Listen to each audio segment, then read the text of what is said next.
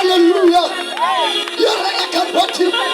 Nou Dawid aan die geheim verstaan. Aan die teenwoordigheid van die Here. Jy hoef niks te sê. Maar bring jou lofsang. Here ek aanbid U. Daarom sê hy, kom jou gelofte na. Here ek aanbid U. Hosanna vir Jesus. Hosanna vir Jesus.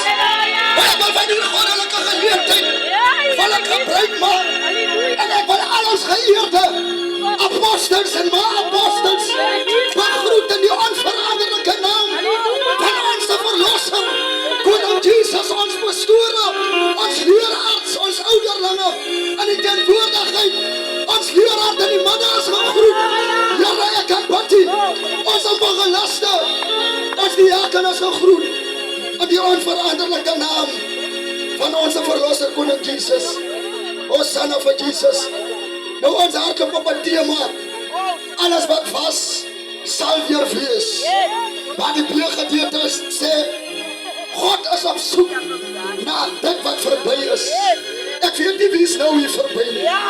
Maar God is op soek na dit wat verby is.